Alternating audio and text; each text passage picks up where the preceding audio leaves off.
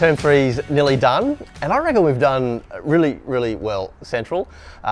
We've been back to face-to-face services for the term, and I just want to thank you for coming along, and also for so many of you who've participated and just helped to make the services work. So a big thank you. I know it hasn't been exactly the same. We haven't had live music, we haven't had live preaching, but that is about to change. So met with the elders last night and we were able to talk about where things are at. And what we want to do from Sunday, the 27th of September, services will start again back with live music and with live preaching. There needs to be another big change though to make this happen, and that is to stop doing the 10:30 service. So what we've found is that over this time, our services have been at about half capacity at Ipswich Central. And the 10:30 has been the one which has been even lower than that. So we reckon that we can reduce the number of services, having just the 3 services at the Ipswich campus, and see more people in those services and still do that safely under our COVID safe plan. So we want to encourage you, if you're normally a part of that 10:30 service, to go to one of those other Ipswich services. And our prayer then is that fuller services with the live preaching and the live music will be more uplifting, will be more encouraging, and not just for us, but also for our guests, for the people who don't normally come to church. Because remember that it's not all about us and what we want, but it's about us trying to bring the good news of Jesus to lots and lots of people in our community. We want to reach Ipswich with the gospel, and that's our mission, to make followers of Jesus by being followers of Jesus.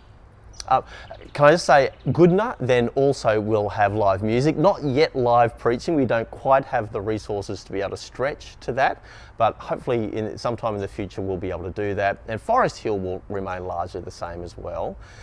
Just on Goodna, can I just encourage you, if you are thinking about going to the Goodna service but you live nearer to Ipswich, then please come to the Ipswich services. Goodna has been quite full. It's a smaller building, their capacity is only 52, and they were at about that number on Sunday.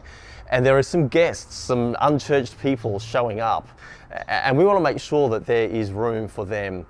So please, if you are local to Ipswich, come along to the Ipswich services, not the Goodna service, because we want to love those people who need to come and to hear the gospel, and we want there to be room for that service to grow.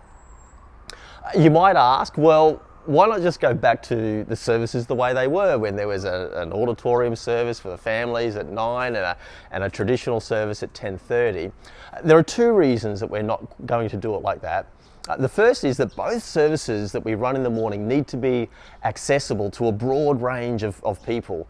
We want families and everybody to be able to go to both services. So both services are going to continue to be largely the same, so that then the numbers can spread evenly across those 2 services.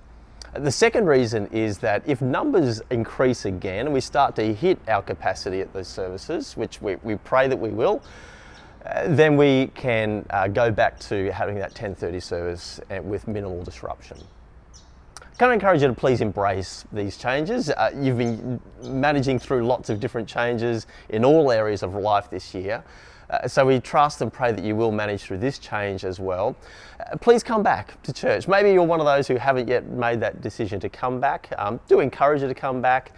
It's a great demonstration of our unity. Jesus prayed to his Father in John 17 that we, his church, would be one, just as he and the Father are one.